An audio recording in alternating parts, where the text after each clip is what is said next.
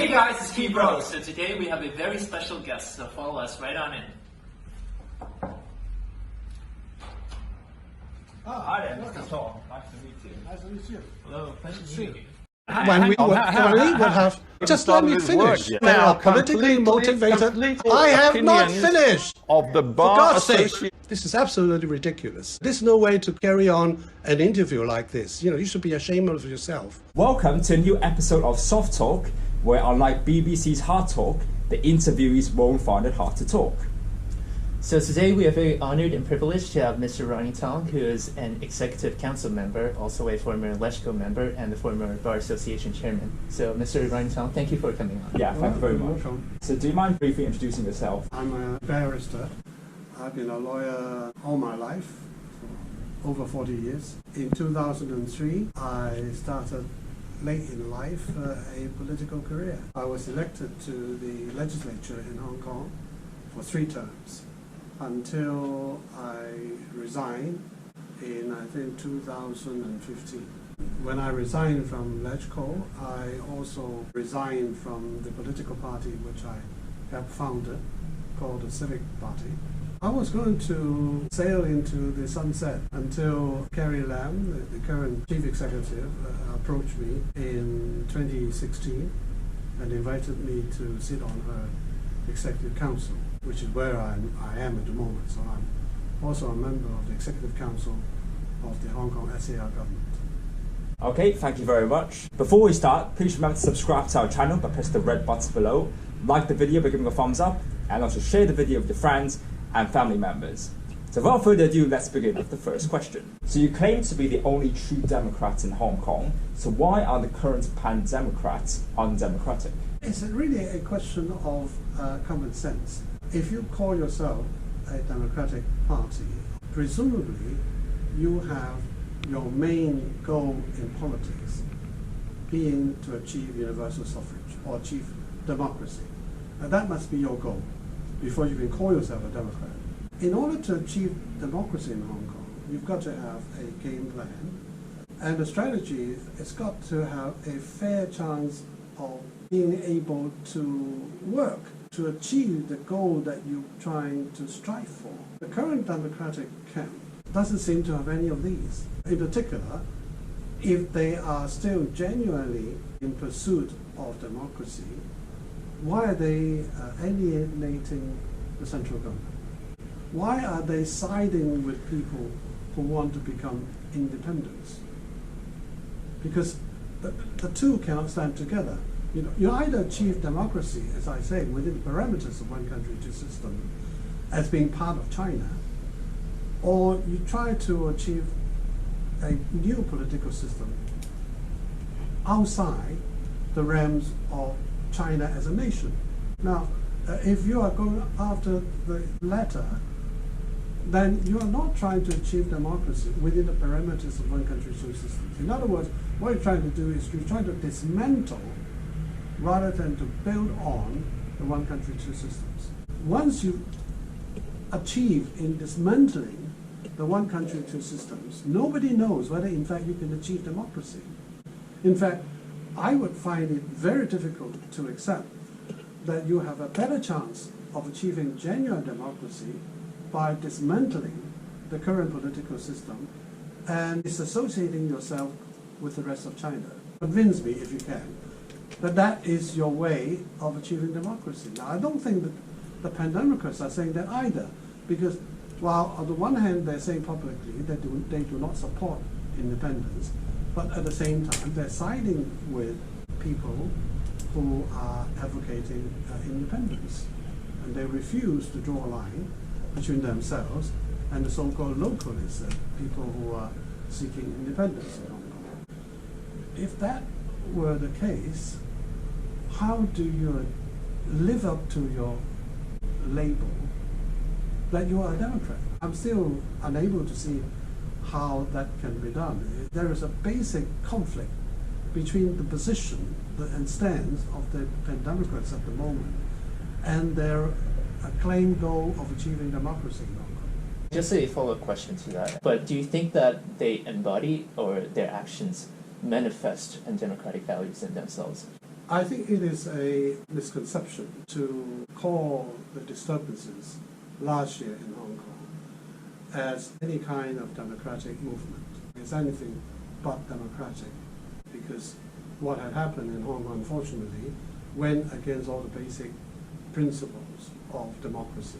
For example, respecting other people's right to express their view, not to abuse other people simply because they harbor a different political viewpoint from your own. Do not destroy other people's premises, properties, and making demands without reference to, what other people in Hong Kong think or would like to accept. The current Democrats simply do not respect any viewpoint different from theirs. In fact, they want to impose their viewpoint on everybody, and if nobody is willing to accept it, then they would resort to violence.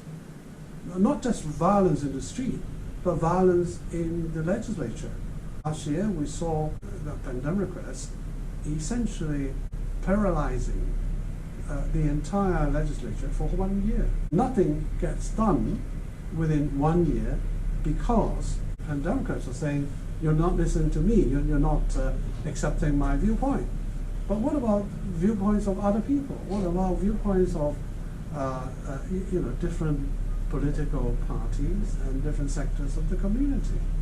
Now, if you do not yourself practice the value of democracy, it is very difficult to convince others that you are truly a Democrat.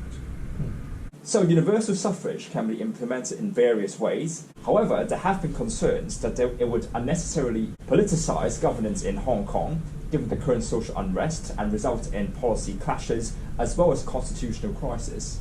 So do you support Hong Kong having universal suffrage? Whether Hong Kong needs democratic reform, I have to say I'm firmly convicted to the view that we do. In fact, that is the only reason why I became a politician.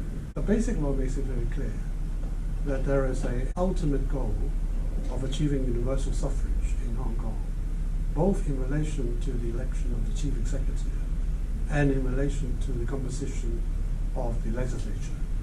So we have a dual goal here under the basic law, which we hope to achieve within the 15-year period. Now, the next thing we need to understand is that Hong Kong is a modern, civilized society. Where you're talking about political reform, you're talking about trying to achieve some kind of minimum consensus between all the stakeholders in Hong Kong. Now, who are the stakeholders in Hong Kong? You and I, ordinary people in Hong Kong, the SAR government, and the central government. In particular, the central government, because Hong Kong is part of China. It is inconceivable that Hong Kong should wend along itself to achieve a kind of political system which is not acceptable to the central government. Now, you may think that, well, is that too subservient to the central government? No, it is not. Because under the basic law, it is already promised to us that we should have universal suffrage. What kind of universal suffrage is the next question that we need to deal with. And to deal with that, you need to have common acceptance by all stakeholders. And to do that, you need to engage each other and not to make unreasonable demand backed by violence or backed by a threat that Hong Kong would become independent, regardless of what the people of Hong Kong want or regardless of what central government think. To try to achieve that, I believe that you need to start a real dialogue with Beijing. And from my experience in my limited dealing with Beijing, they are not necessarily obstructive or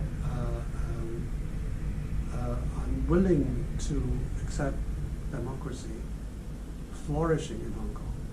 They have only one concern, and that is that the democracy in Hong Kong should not threaten the system on the mainland in particular should not pose a threat to territorial integrity of the whole of China. Now, those are the two things which the central government care most. And so, in trying to achieve democracy, you've got to be able to deal with those two concerns face on, at front. And if you simply were to say it's either my way or the highway, then you're not engaging the most important, or one of the most important stakeholders in this whole scenario, which is the central government. Now, under the Basic Law, in relation to the stipulation that we should have universal suffrage in Hong Kong in the election of the chief executive, it is stipulated that universal suffrage should be achieved through a nominating process which is going to be handled by a nominating committee. Now, a nominating committee is not something which China invented out of the blue. It's got its place in various political systems all around the world, not necessarily being regarded as undemocratic. The question is, I think the key is how do you make up the composition of the nominating committee? If the nominating committee is being made up by a democratic process, then the end product, the nomination itself, can also be a democratic system. Why do I say that? It is because that in 2014 and 2015, at the height of the last democratic reform discussions, I did put forward a proposal as to how to achieve universal suffrage in the election of the chief executive in Hong Kong, but also in line with the requirement of the Basic Law. And the proposal that I put forward was then scrutinized by no less than 13 experts all around the world, invited to come to Hong Kong by the Hong Kong University for the only purpose to consider the various proposals put forward as to whether or not these proposals were genuinely democratic. And my proposal was scrutinized by the experts and ruled to be genuinely democratic and also in line with the Basic Law. But unfortunately, and that is the reason why I resigned from LegCo also, but unfortunately, the Pan-Democrats at that time rejected my proposal. Instead, they put forward a proposal which is in breach of the Basic Law, in breach of Article 45 of the Basic Law, in the sense that the proposal that the Pan-Democrats put forward did not involve the setting up of a nominating committee. Now that is in fact contrary to the provision of Article 45 of the Basic Law, and obviously Beijing will not agree, and that is the reason why the last political reform failed, and why I, when it did fail, I decided that I should leave LegCo, and I should leave the civic party, the political party that I helped build. So to answer your question in a very long answer, I want to see genuine democracy achieved within my lifetime. I'm still working on it by trying to engage various stakeholders and try to create the right conditions for political reform to start as soon as possible. And unfortunately, all this was derailed last year by the disturbances. And so rather than, I see some of the Western media and even certain Western government officials call the disturbances last year as democratic in nature, it is exactly the opposite. It derails the possibility of democratic reform in Hong Kong by a number of things. First of all, they regarded central government as evil. If you regard one of the stakeholders as evil, I don't see how you can engage it, or how you can begin to start a dialogue with somebody who you regard as evil. Secondly, there are very strong undertones of independence in the disturbances. And obviously that is not something which Beijing can tolerate, because no nation in the world would tolerate its territorial integrity being challenged within your own country. So China is no different from any other country in that respect. And therefore, that so long as you want to achieve independence, you are actually saying goodbye to starting a meaningful dialogue with Beijing as regards the setting up of genuine democracy in Hong Kong. And so I fear at the moment that we are moving further away from the goal of achieving democracy within our lifetime. I think at this very moment, are in fact further away from achieving democracy than, say, in 2015. And it is a very sad and unfortunate turn of events, but but there we are. So while I'm still working very hard on trying to restart democratic reform within Hong Kong, I'm not particularly optimistic that I alone will be able to achieve that. If we do get the chance to do so.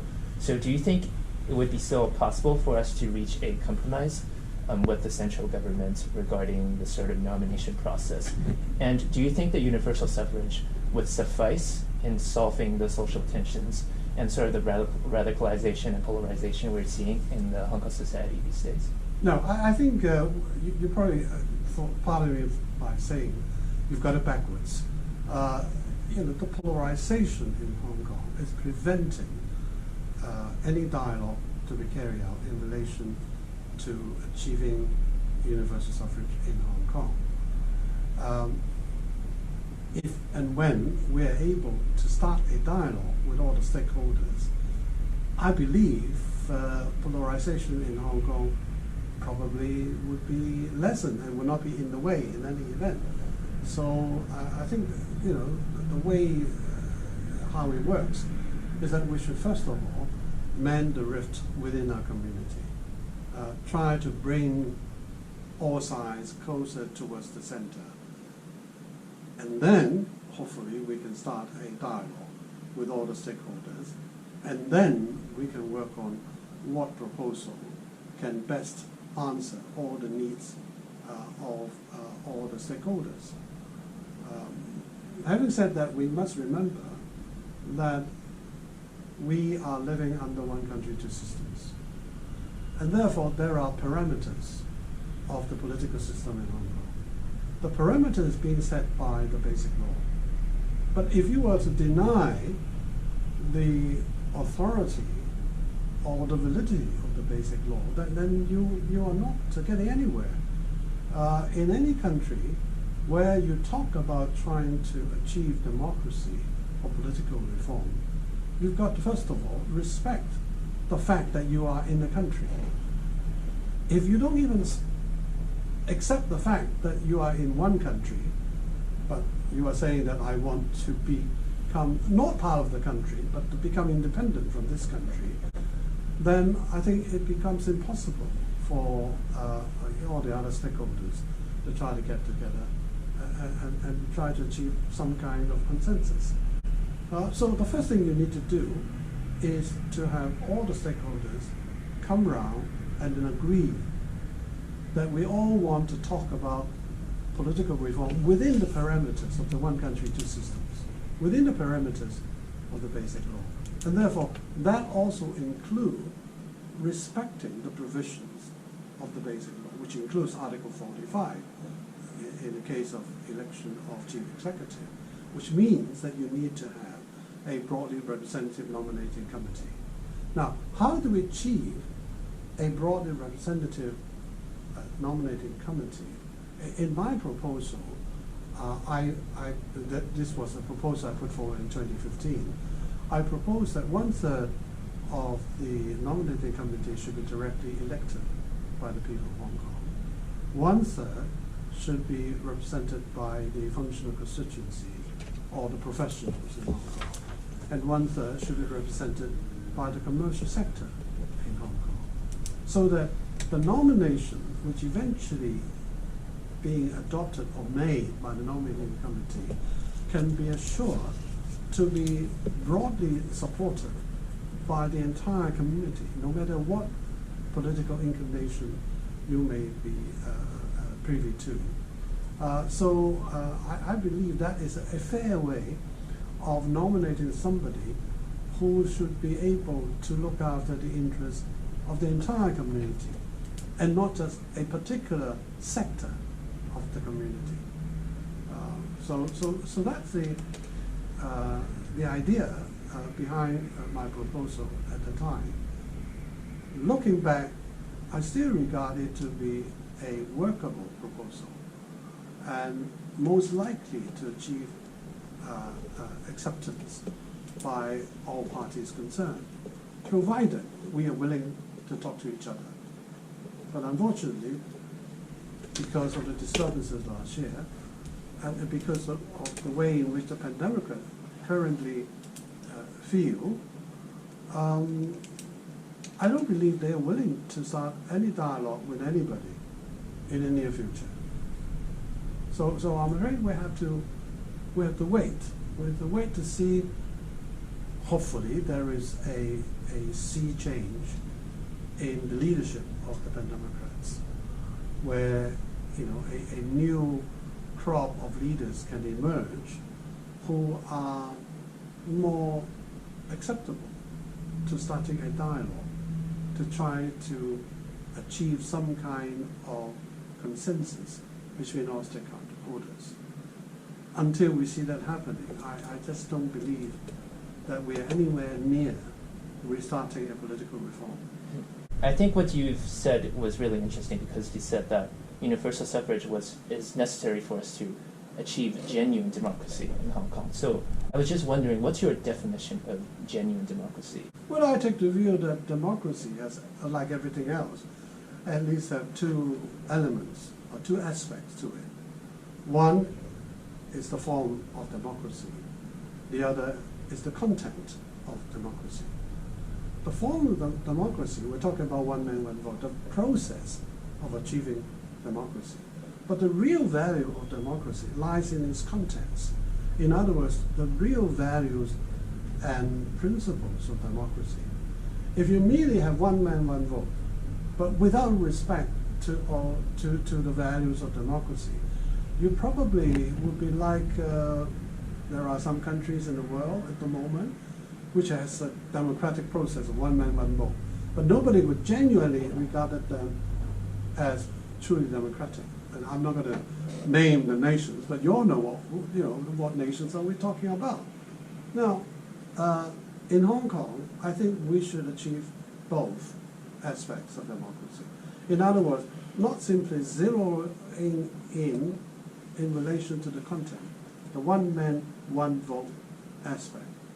We have neglected over the last decade or two the very content of democracy, the true values of democracy. And this is what I've been trying to get people to notice and to sit up and realize that it is perhaps more important now than ever that we should first of all try to get people to understand the values of democracy first before we move on to the process or the form of democracy.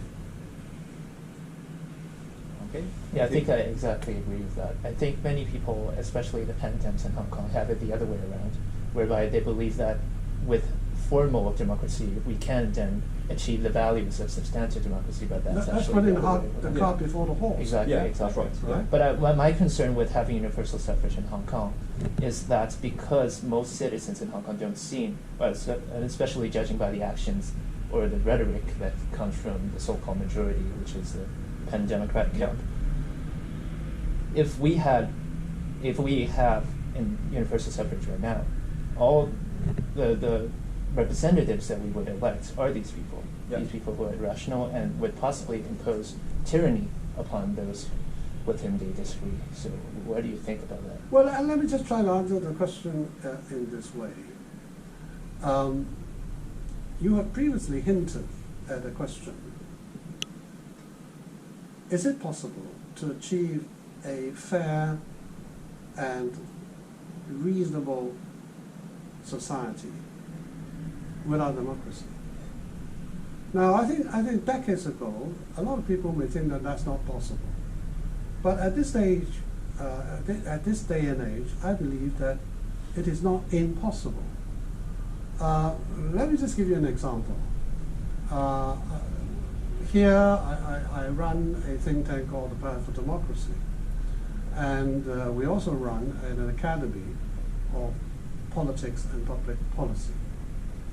In other words, we teach people the values of democracy. And every year, I would give a lecture or two to my class. And I would ask them this question.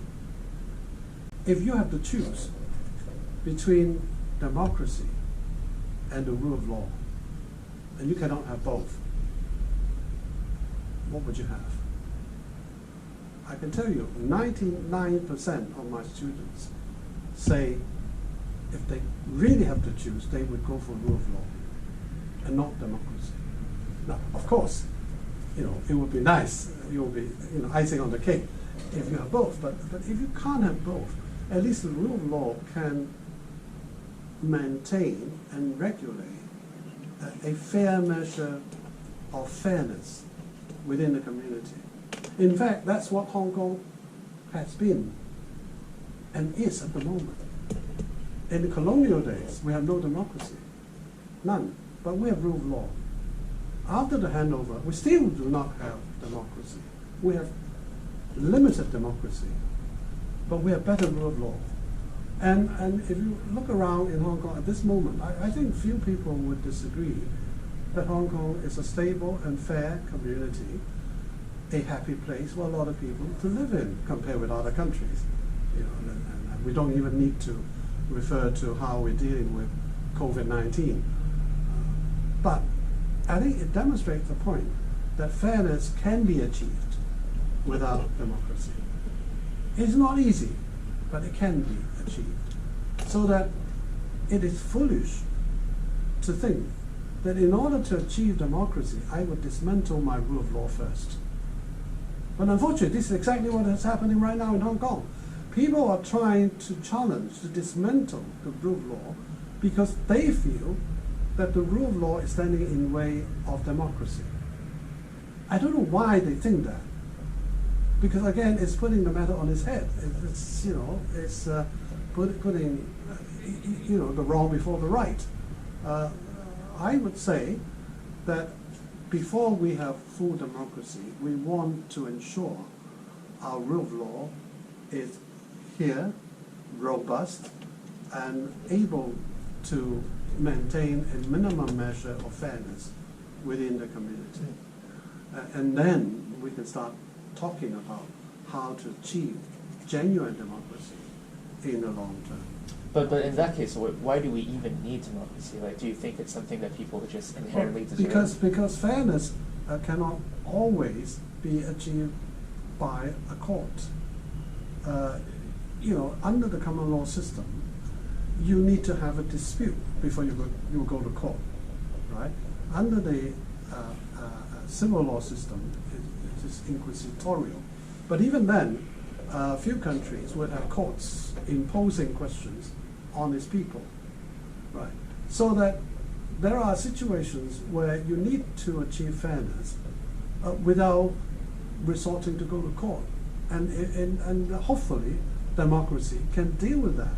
And democracy can also be a self-regulating process by which mistakes of the government, hopefully, can be corrected, right? By regular elections, that you can, get rid of bad rulers and get a good ruler in place, and hopefully it can continue to work perpetually to maintain the minimum measure of fairness in the community. So I think we need to have democracy. The other thing is that it is more difficult to maintain and to protect the rule of law if you don't have democracy. If you look around a lot of countries, the independence of the judiciary is constantly being hamstrung or overrun by a unreasonable government. But if you have a democracy, then hopefully democracy can safeguard the rule of law. So the two work hand in hand. Rule of law can help to ensure that democracy is being played out fairly. Democracy can ensure that the rule of law is adequately protected. So an ideal situation is always to have both, not to have just one. But I made the example, I quoted the example simply to demonstrate that if the worst comes to worst, which is more important to a community without democracy? And I think the answer is, rule of law. Yeah, I also quite agree that there should be a balance between both democracy and rule of law. But since you talked about the Hong Kong judiciary and also the rule of law, there has been concerns because people on both sides of the political spectrum have recently criticised or sort of lost respect for the rule of law for being unfair in the judgments. So do you think this is like a dangerous phenomenon? It is a dangerous phenomenon because the moment you start to insert your own judgment in place of the judicial judgment, then you're imposing your own viewpoint on the entire community, which unfortunately is not a very healthy way of conducting your daily life business. It is inevitable that in a community which is polarizing and there is a deep rift between the two sides, that when the court being stuck in the middle and have to give a decision on a political dispute one way or another would be bound to antagonize one side. And if you lose a case, you then start criticizing the judge. And the other side, when they lose a case, they started to criticize the judge as well. Then you have, the entire community criticizing the judiciary at the same time, but for different reasons. And that is not a good sign, because that is,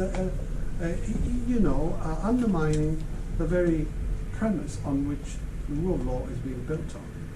And it is very sad for me to say that this is happening in Hong Kong, and that's why I keep reminding people that when you see a decision which on the face of it is against your political value, it is not necessarily that the judge is against you or harbors a political viewpoint which is contrary or opposite to yours, but it's simply that the judge was being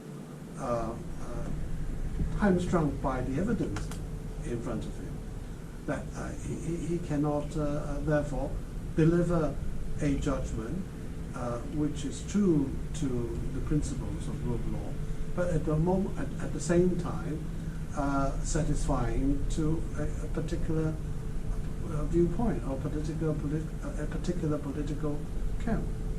A very recent decision, I want to make an example just to demonstrate the point without saying the judge is either blue or yellow, right? Now, a judge recently acquitted a number of accused who were prosecuted for participating in an illegal assembly.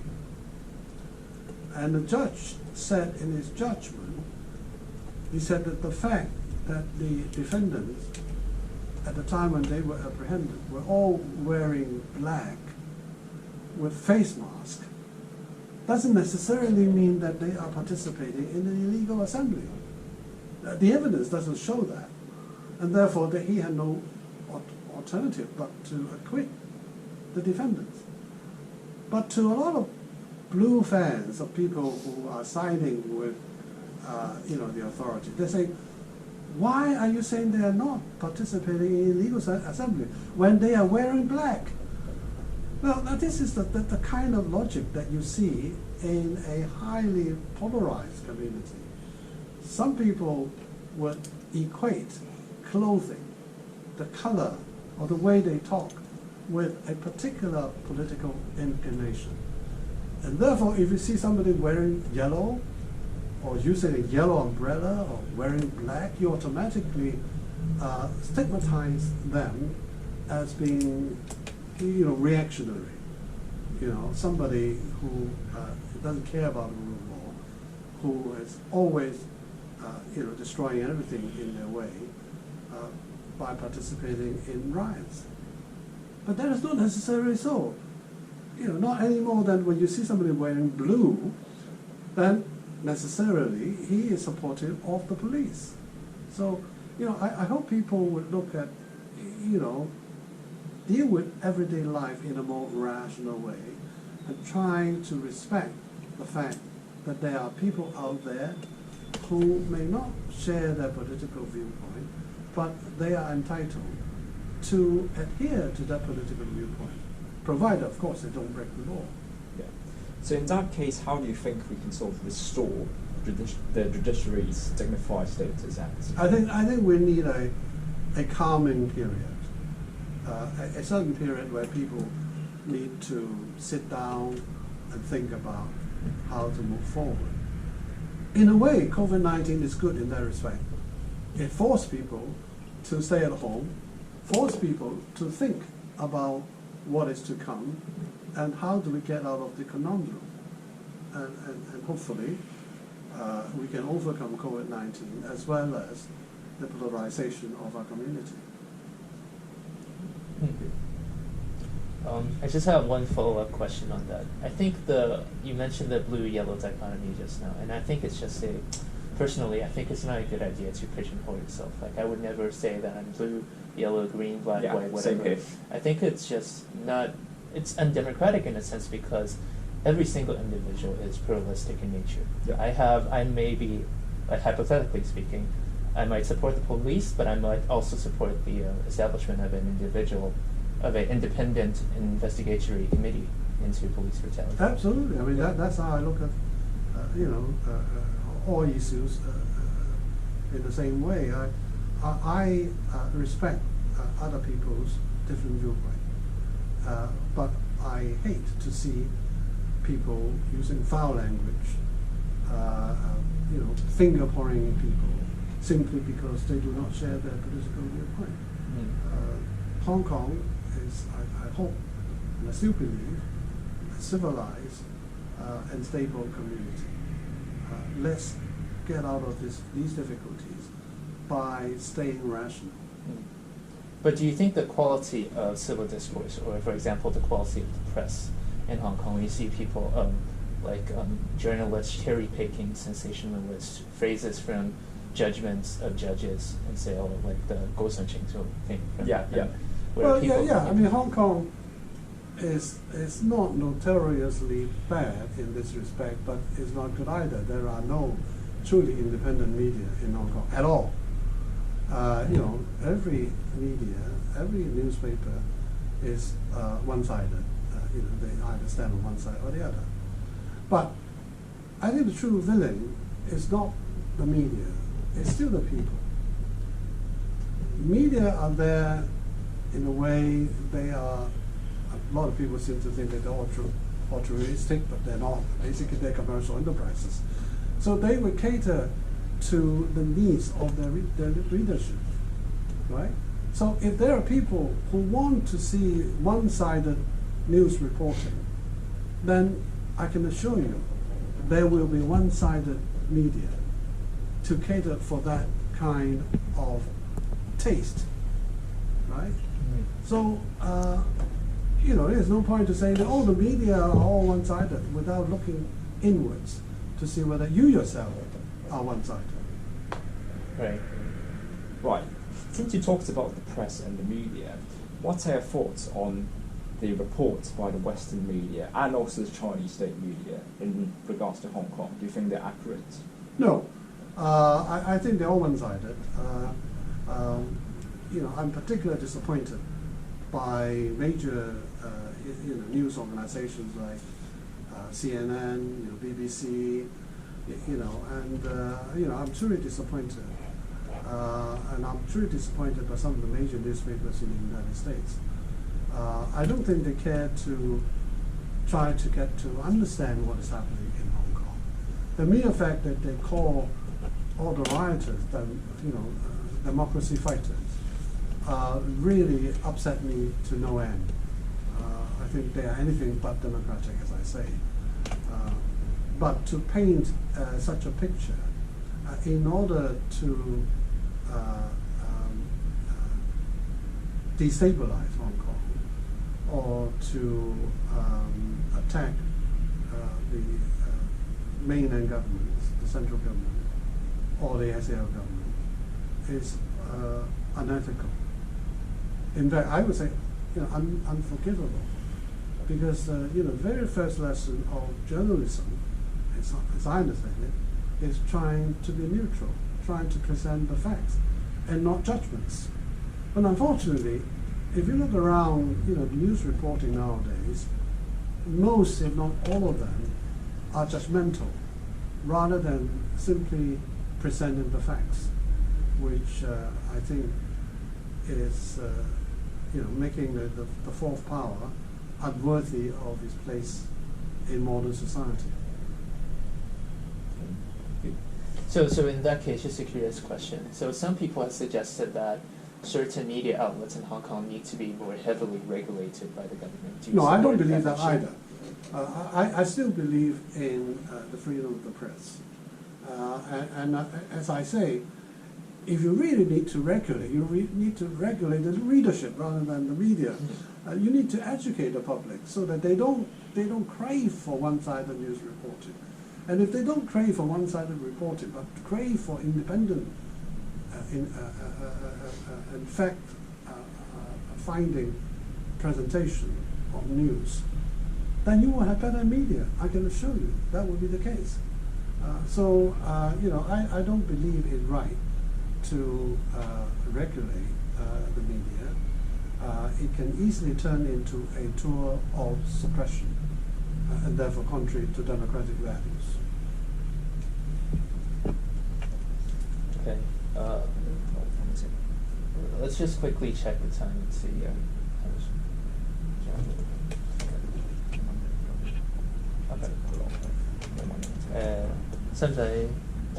Okay. Right, so now we'll turn to the very controversial Hong Kong national security law, which has just been implemented in a few months before. So there have been concerns by the international community, especially in Western countries, that this law is vague and unnecessary, partially due to the fact that offenders may be tried in the mainland and receive long prison sentences. So what is your view on the justification and purpose of the law, and how do you think we can ensure that it's not being abused by authorities? There are several questions rolled into one there. Let me just, again, try to deal with it one by one. First of all, we must understand that national security law, the world over, is preventive in nature. What do you mean by that? It means that you don't wait until the country is divided before you punish those who try to divide the country. You try to prevent somebody from selling out your own country to a foreign power. And you don't wait until your country has been sold out and the foreign power has already taken over your country before you punish the wrongdoer. No, you don't do that, right? So national security law is preventive. In other words, it tried to prevent the worst to happen. And therefore, it's got to be forward-looking. And it's got to come in before the worst is achieved. Now, the key here, however, is when do you come in? Now, I believe in a lot of countries where the political system is very mature, very stable, there are unlikely elements of people being unfaithful to your own nation. They probably can afford to be, generous and say, I will only come in at a very late stage, when people are starting to arm up, trying to destroy the nation by organizing violent activities, undermining the livelihood of the entire community. Then I will come in. Then my national security law would bite. But there are also other countries where the political system is not so stable, where the elements or the cultural and historical background is different, where, for example, there are continuously people trying to stay stable the entire nation, or try to divide up the nation. Then, for those countries, the national security law can come in a lot earlier. Let me just give you another example to make out my point. Do you think the United States and the United Kingdom are countries which would only deploy their national security law at the last moment? You might think that they are very generous towards their citizens. But look at their treason law. Now, you're studying law in England, right? Do you know when the English treason law was enacted? 1359. 14th century, right? 14th That's century, right. yeah. Right. And have you looked at it? If you look at it, you'll be surprised, right? Now, first of all, that law is still active, present day. Yeah. There's been several attempts to try to update it, Yeah. I think Boris Johnson. but recently no tried. administration dared to touch it. Mhm. Boris Johnson claimed that he wanted to do Yeah. it, but he still hasn't done it, right? Because it would be stirring up a hornet's nest, right? But if you look at that act, it talks about people depriving the Queen's honor, depriving her title. How do you deprive her the honor? Can you explain to me? How do you deprive her of the title? By that, do you mean I don't call you the Queen, I call your name? Is that depriving her of title? If that is the case, is that not criminalizing speech? Right? And if you look at the United States treason law, it's no different. It's also century old, but still, they haven't updated it yet, but it's still the law, right? It talks about adhering and comforting the nation's enemy.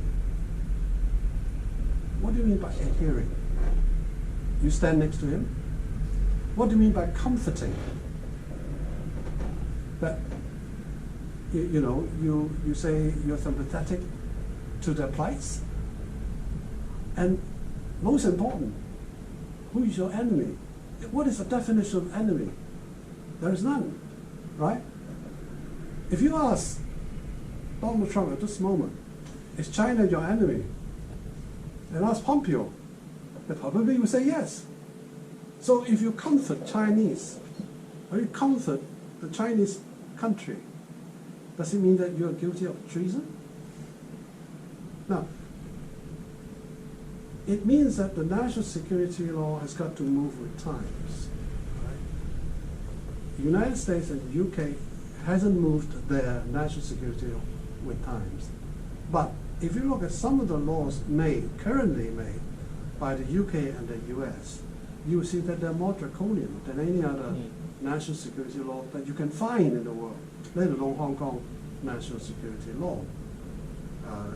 They can imprison people, without limit, without a trial, without presenting any evidence. They can go out and grab somebody out of the jurisdiction of United States, what they call forceful rendition, grab them to put them in a prison somewhere, not in the United States. Guantanamo Bay, right, for example. That's right. Yeah. For years on end, not days on end, years on end. Now, is that draconian? Yes, of course it is. Now, if you look at the Hong Kong national security law, is it that veiled? Is it that vague? Is it that draconian? Answer is not. Certainly, the Hong Kong national security law doesn't have concepts like adhering the enemy, or comforting the enemy, or depriving the title of Her Majesty, right? No, it doesn't have any of that. In fact, of the 4 offenses we talk about, there's the offense of secession, the offense of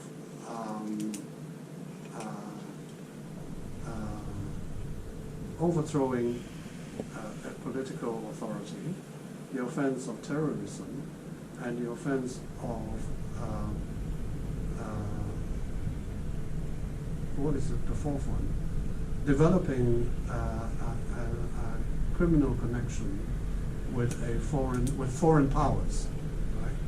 Now, if you look at those 4 offenses, 3 of them has got violence and the use of force and the commission of unlawful act as a necessary element. None of them deals with criminalizing speech. It's not there. And so far as secession is concerned, it doesn't require the use of force or commission of a crime as the essential element, but it requires organization and planning and participation. These are acts. These are conduct, not speech. Right?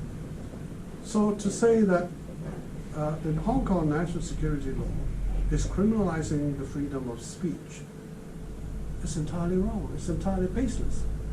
It's contrary to what is stated in the national security law.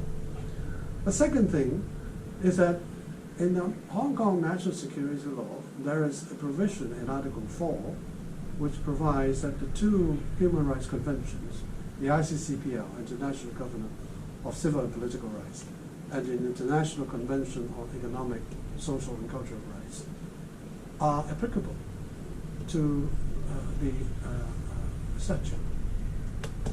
Article 5 provides that all the basic rules of the rule of law would also apply. Now that is in fact more advanced or upkeeping with the times than the national security law, because the 2 conventions do not apply to China, do not apply to Taiwan, do not apply to other countries like Singapore. But in Hong Kong, they do apply because of the basic law, and it's stipulated in the statute that they would be applicable to the offense. So, that's the safeguard that you look for, right? Some people will say, but you prosecute people for inciting the commission of the 4 offenses. Well, I would say, so what? Incitement is not peculiar to national security law. You have incitement to all crimes. In fact, you have incitement to English criminal law, to United States, American criminal law. Incitement offenses are inchoate offenses. Studying law, you know what that means. That means it's not complete, but it's necessary to prevent a crime being committed. And that is not peculiar to national security law. And therefore, you cannot say, because you have incitement as an offense, therefore, national security law is draconian. It's vague. Sorry, that equation doesn't make up. The 2 do not equate each other. And so it's quite wrong. Now, the other, perhaps the final major criticism is, but it's the execution of the law which is important. You can arrest people and send them back to China, and trials on the mainland are contrary always contrary to the rule of law and disrespectful to human rights. Now, first of all, I do not agree with that. China has moved on, in fact. If you observe what is happening in China right now, you will see that the criminal justice, for example, in China, is ranked in the 40s in the ranking of rule of law countries. The World Justice Project Index. China only ranked 88 because of the lack of democracy. But if you look at criminal justice and civil justice, it's ranked in the front 1/3. Of course, there's no comparison to Hong Kong, because Hong Kong ranked very high up, more so than America. Hong Kong ranked 16, the United States ranked 21. So don't talk to me about rule of law in the United States better than rule of law in Hong Kong. That's not the international view. But anyway, come back to my point. That the accusation that people will be arrested and sent back to China for trial is totally wrong, because there are only 3 situations under the statute which can entitle the central government to send the case back to the mainland for trial. The 3 situations are very peculiar and very special. The first one is where it involves a foreign power and makes it extremely difficult for the Hong Kong SAR government to try, then it qualifies with the consent of the chief executive to send back to China. Now, we all know that in Hong Kong, foreign relations is not within our autonomy. So when it involves a foreign power, obviously, is not within our own autonomy. We're not equipped to deal with that.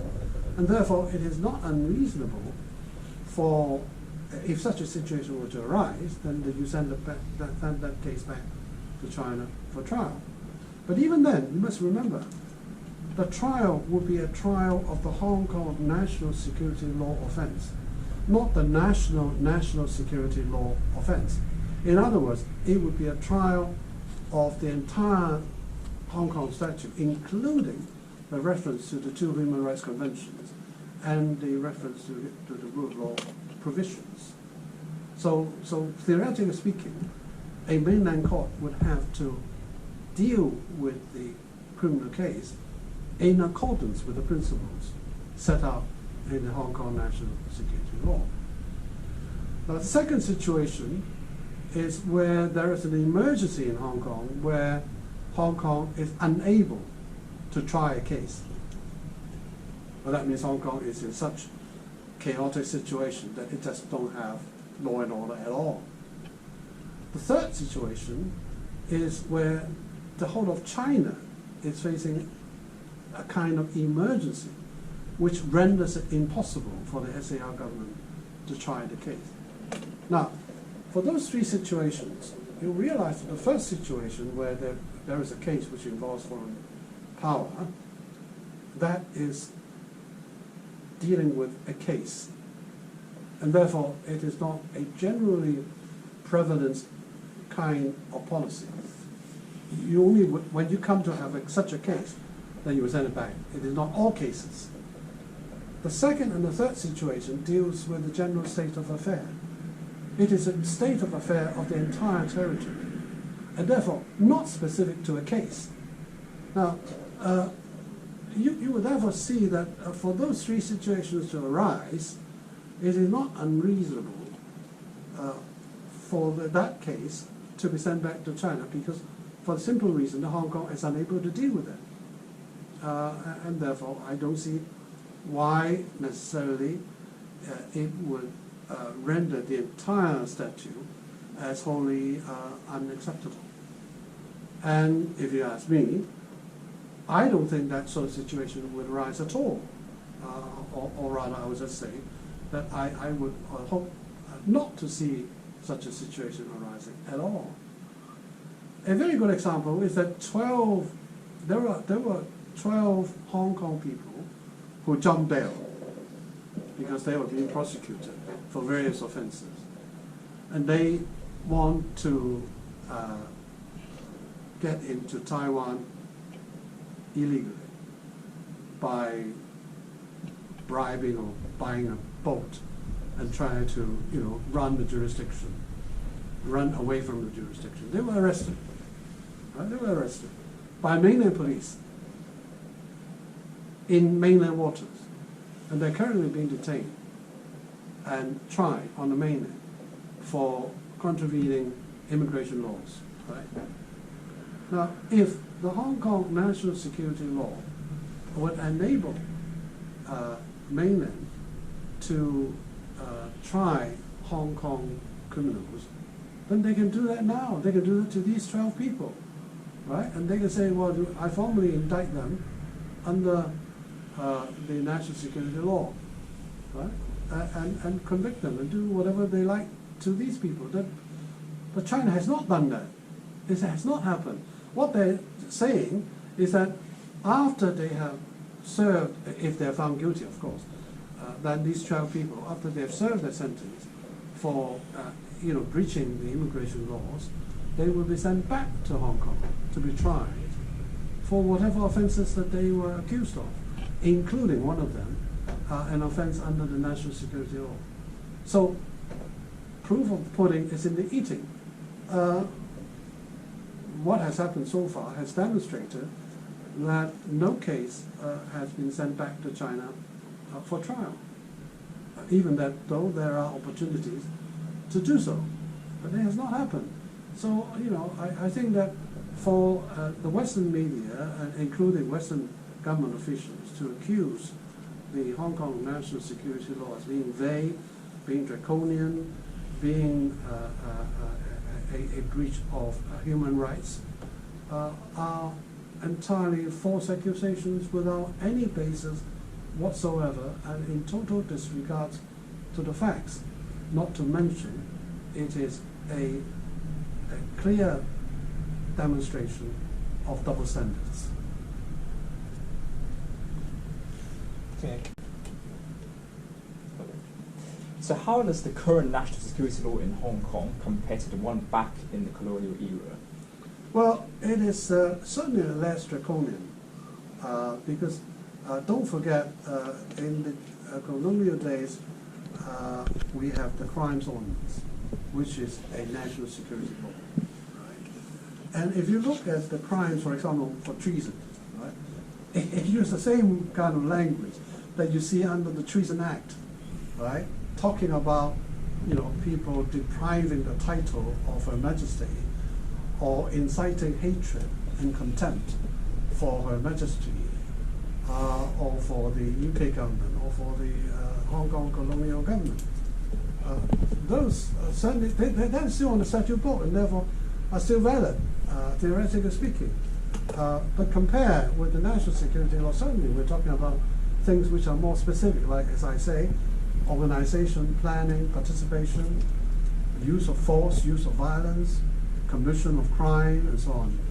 So it's certainly less draconian. By the way, now that you mentioned this, I would also like to make this point. A lot of people accuse China of breaching the Joint Declaration by passing the Hong Kong national security law. That is, no further from the truth. If you care to look at the Joint Declaration, it, first of all, doesn't talk about national security at all. It doesn't address the issue at all. So there is no question of, breaching the Joint Declaration for doing something which is not mentioned in the Joint Declaration. But more importantly, if you look at the Annex 1 of the Joint Declaration, which talks about China's basic policies towards Hong Kong, it talks about the Hong Kong SAR government should maintain laws which would not limit the rights of Hong Kong people any more than in the colonial days. In other words, you don't enact laws which are more draconian than colonial laws. Now, I've just told you about the crimes ordinance, which is far more draconian than the Hong Kong national security law, and therefore there is no breach because, you know, if by enacting the Hong Kong National Security Law, it replaces the crimes ordinance, then it is not only not in breach of the John Declaration, but moving even further than what the John Declaration promises. So the accusation that China has somehow acted in breach of John Declaration is, again, like everything else, wholly without premise and in total disregard of the facts. So speaking of the joint declaration, what do you make of the notion that it is merely a historic document? No, I don't think it's historical. It is historical in one sense, but it still embodies the kind of promise that has been made to the world and to the people in Hong Kong. And of course, there are no sanctions if either party, you know, either UK or China, acts in breach of it. But people will get to see that a promise has been broken, and it carries with it certain kind of political repercussion. But it is not an international treaty, and therefore I don't think you can refer it to the international court or to say that somebody should be punished for for acting in breach of the John Declaration. But I agree that it is more than a mere historical document. It embodies the aspiration of both nations as regards Hong Kong, and it embodies the aspiration of the people of Hong Kong. So since you've lived through colonial Hong Kong, obviously, and then obviously now, so what's your thoughts on the Hong Kong colonial government before 1997? Is it like a paradise, as many youngsters do when they wave the colonial flags in the streets? Well, I think they will only do so because they haven't lived under the colonial days, because they weren't born, right? No, colonial days is not bad, but it's not good either. It is a colony, which means that Hong Kong people have no rights. There is a glass ceiling for Chinese, that you can't move beyond certain positions in the government. Right? All the key positions were filled not by Chinese, but by a British diplomat or people from England. And then, as I say, you know, rights are very limited. There is a crime ordinance, which have been used, I think, at least once in the 1967 riots. And Hong Kong people has no right to participate in the governance of Hong Kong. If you call that acceptable, I fail to understand why you find the one country, two system unacceptable. So just a curious question, and pardon me if this is a bit personal. So what was your sense of identity back then in terms of your What was nationality? my what? Your sense of identity. In the colonial days, my sense of identity is that I am a Hong Kong person. I was a Hong Kong person. Since the handover, I think I'm more and more tuned to the fact that I'm Chinese, as well as a Hong Kong person.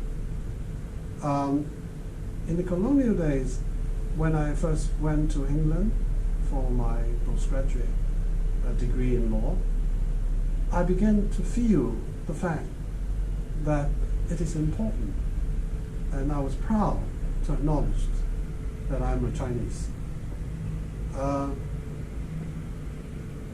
I was a recipient of a scholarship which required me to go around the country in England to act as an ambassador of Hong Kong. And therefore I went to lots of places in England, talked to lots of people.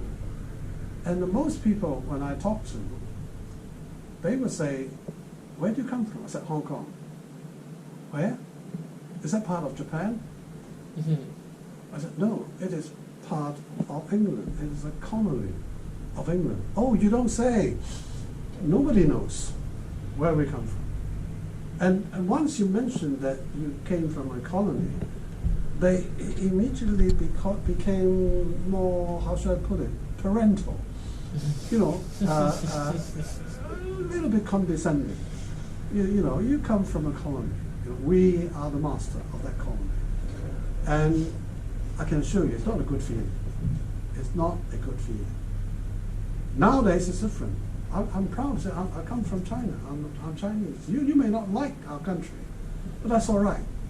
You know, I am who I am. We certainly feel the same, actually. When we're in London. We often feel the same way when Yeah. That's right. the Don't you feel parental that? condescension. A little bit oppressed, you condescending. know. Yes, but the exactly, thing is, yeah. they don't admit it. They don't admit they're being condescending. Yes, British racism is very subtle. Very implicit. subtle, like behind the Like, back. So, for example, when yeah. we walk into a shop, they might speak slower, That's as right. if we don't understand English. Yeah. That's right. Or once we I say try to that we are explain from, to you Yeah. what is happening here. Yeah. This is a sandwich. Have a sandwich. Yeah, it's like all these prejudice and Yeah. presumptions. So And yeah. then when we say that we're from Hong Kong, they say, "Oh, you speak such good English." Yeah, we're- Duh, yeah. we are from Hong Kong. We Yeah. should speak good English. That's right. Yeah, to us, it's quite ridiculous. Sometimes. Exactly. We just laugh it up. Well, this is exactly Yeah. the kind of feeling that I felt when I went to England in the 70s. And I'm sad to hear that it's still the same. I think it will never change. It's just No, part it of the will be culture. very difficult Yeah. in practice. So people who dislike one country, two systems should really go to England. Exactly. Yeah, Live but the just life. experience the Because they've never been there. freedom and That's right. liberty. Live the life. Yeah. And then, you know, realize what is different between Hong Kong and England. But seriously, I think both of us, after we've been to England, we've become much more proud of our both Chinese Your heritage. and our heritage. Mm. Yeah. So yeah, Yeah. exactly. Good. So given the, as you've said, both the pros and the cons of the past, how do you think we should access the history of British colonialism in Hong Kong overall? Well, it's something that we can't obliterate. It is part of our growing up. And it enables Hong Kong people to be, you know, very forward-looking, very cosmetic, international.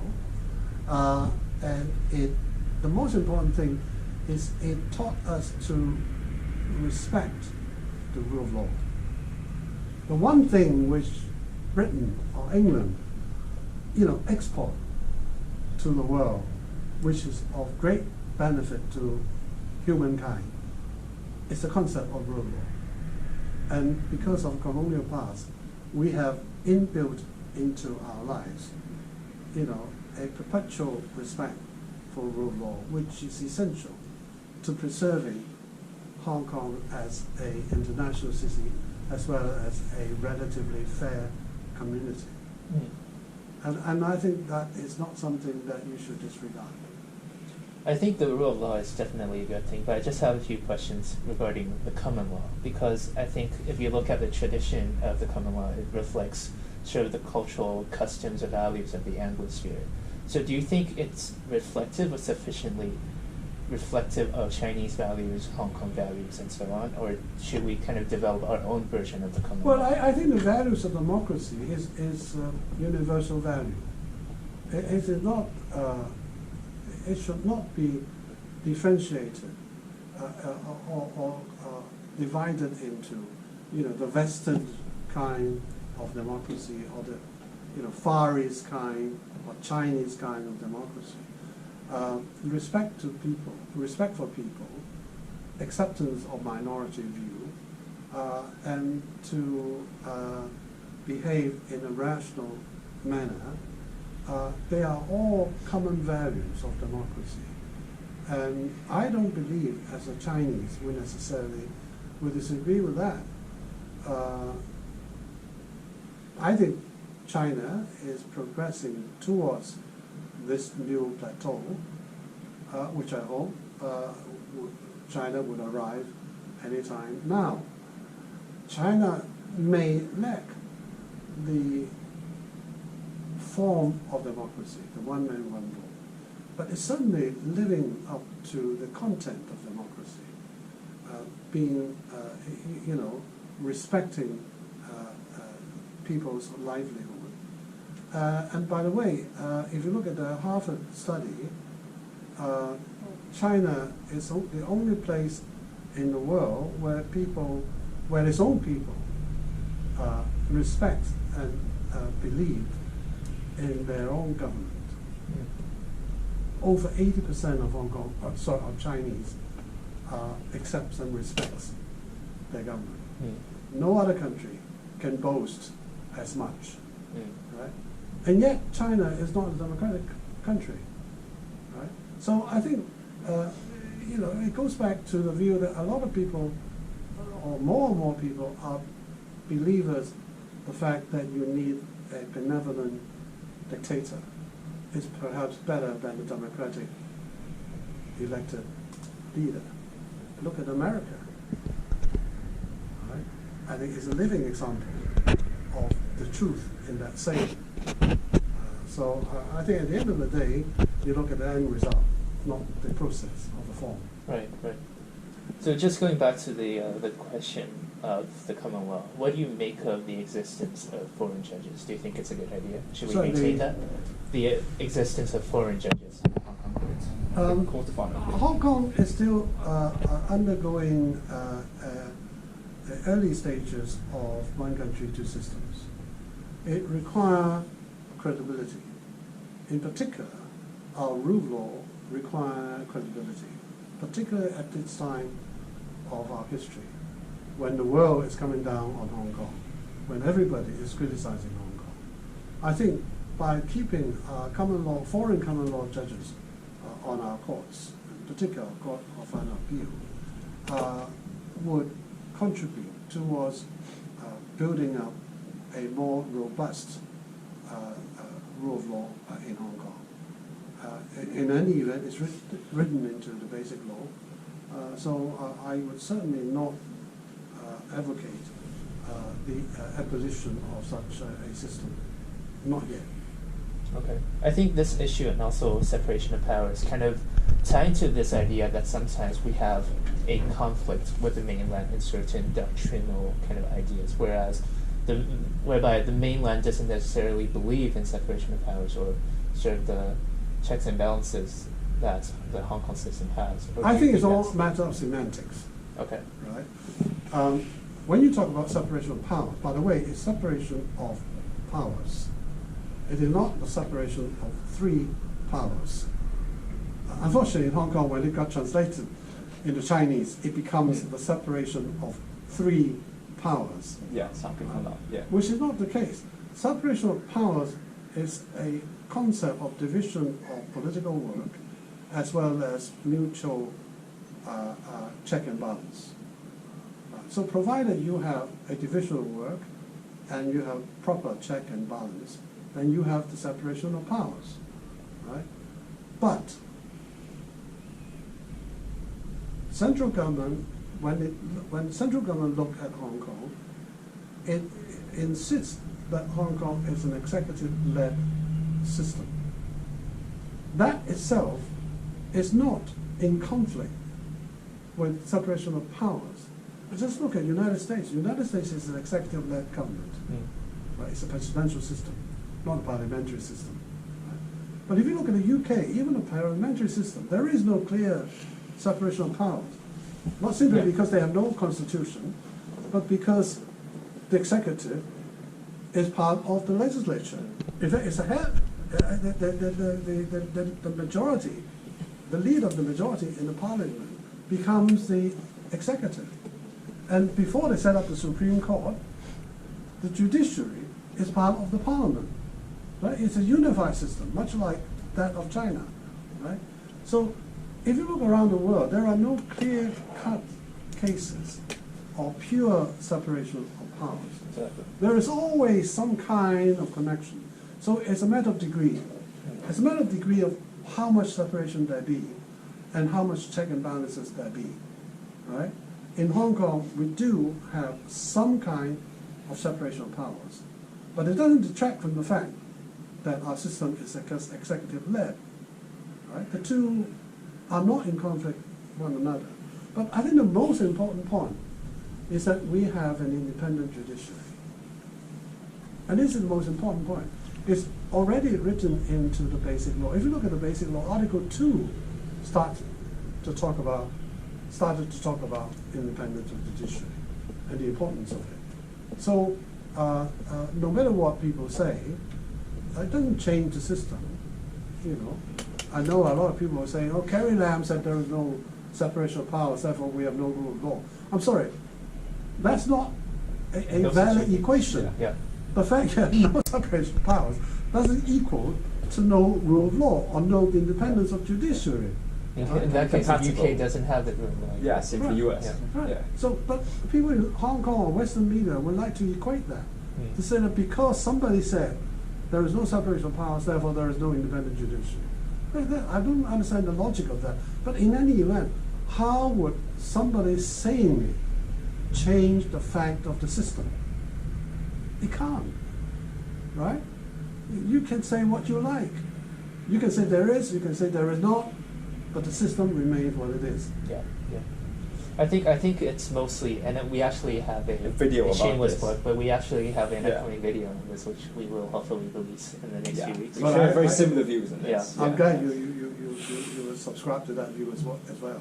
I think separation of powers in itself, it's firstly an academic concept. Yeah. It's not really a good idea. It's not a constitutional provision. It's not Well, at least free found powers in the isn't. basis law. Yeah. Right. And also I think many people in Hong Kong suffer from this fascination, or they're so enamored with Western concepts. Yeah. Like they look at it and say, oh, we must have all elements of Western democracy, or what they perceive to be elements of Western democracy, and then go, oh, 冇三權分立. Yeah. Therefore, it's a dictatorship, it's tyranny. Yeah. But I think it's a very immature argument. Yeah, you can't completely replicate a system from another I mean, even country all into Western here. countries I have mean, It's Yeah. illogical in any event. That's right. It's illogical. There is, there is division of the governance. There is check and balance. It's written into our system. So how would somebody saying something affect that? It can't possibly affect that. Okay, so one final question to wrap up. So, looking forward, there is this so-called expiry date by some people that one country, two systems will end in 2047. Is that accurate? And also, is this basic law of Hong Kong a durable constitutional settlement? Well, first of all, have you looked at the basic law? You must have, right? Yeah. Have you looked at it? Yeah, I don't think Is it there's such written a somewhere thing, right? that its expiry date? No, I don't think there 1st of is. July 2047. No, it doesn't. Yeah. There is no expiry date to the basic law. But there is, however, a provision which talks about China's policies towards Hong Kong. 50 years and change. And in that policy, it talks about 50-year period, right? But it's a policy. It can be changed any time, right? Unlike the basic law, which has to go through a certain kind of procedure before you can change it, the policy can be changed overnight, right?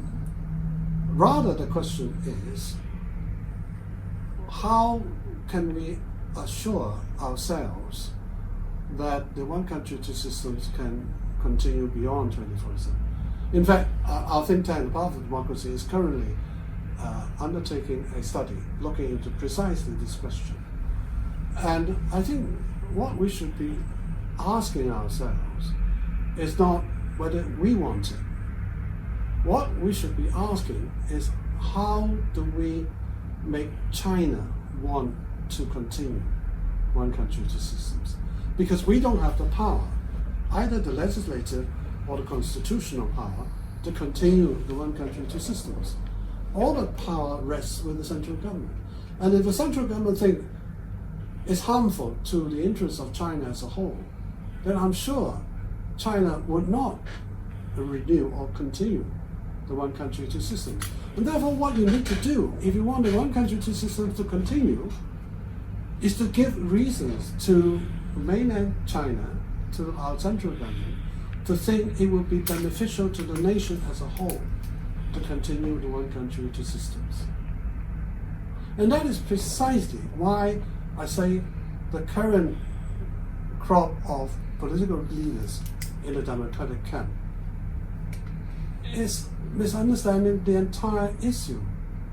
How do you convince Beijing to continue the one country, two systems by asking the United States to interfere with Chinese or Hong Kong affairs? Yeah, which practically ends one country, two Exactly. Exactly. It does.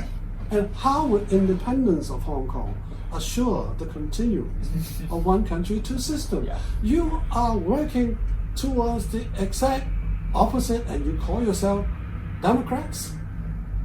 And you call yourself supporters of one country, two systems? You know, it's completely beyond me. Completely beyond me. So, you know, I'm sorry to say that that is not how it works.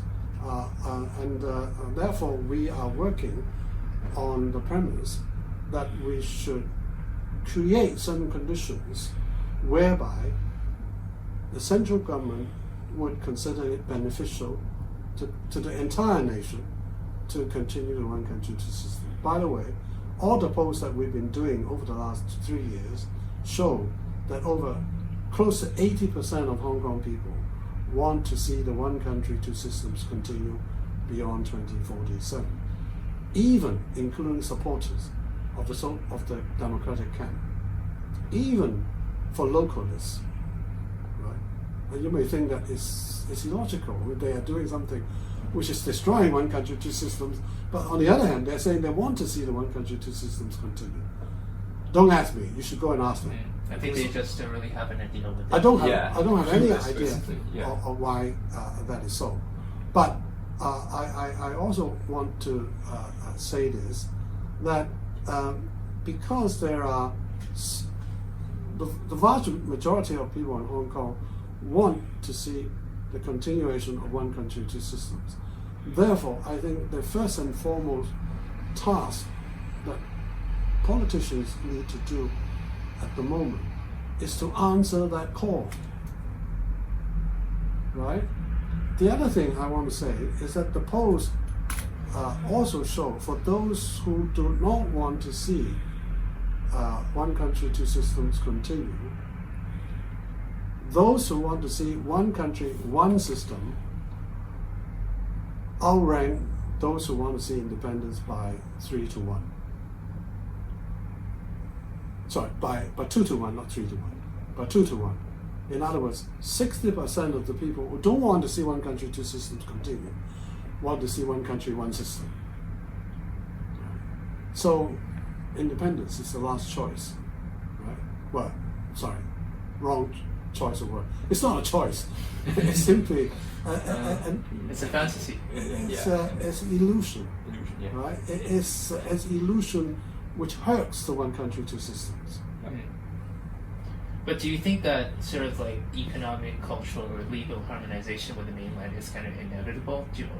I think it is inevitable. I think by now nobody in Hong Kong should have any illusion about where we stand vis-a-vis United States or the Western world. In the past, we have acted as a bridge for the Western world to go into the Chinese market. We must rethink now. Our role would be reversed. We should be the bridge of China going into the international market, rather than the international country going into the Chinese market. Because there should be no illusion that the United States is not on our side, rather they are on the opposite side, and they will continue to be on the opposite side for a very long time to come. And because of what it is, America will influence England, will influence Europe, and so we should have no illusion about where we are. And therefore our own survival, and it comes back to the point that I mentioned just now, that Hong Kong must make itself beneficial to the rest of China to ensure that the one country, two systems will continue. How do we make ourselves beneficial to the rest of China? By integrating economy-wise, into the economy of China, to benefit, to achieve symbiosis between Hong Kong and the Bay Area, so that we can achieve a higher level of economy. If we are no good in our economy, then our benefit to the nation is less. So the same equation goes out like this. We need to be beneficial to the nation. Because we need to be beneficial to the nation, therefore we need to develop our economy beyond the current state. We have to find a way out of the current confrontation between America and China. Okay, so just on a final note, so are you still quite optimistic regarding Hong Kong's future given our current political climate? I often call myself a pessimistic optimist. I'm optimist, true and true, but I'm pessimistic in the sense that I allow for hiccups, for obstacles, for difficulties. So it is no use to be blindly optimistic. You need to realize what you're up against, and you need to think of a way either to overcome it or to get around it. That's what I would say to all the young people in Hong Kong.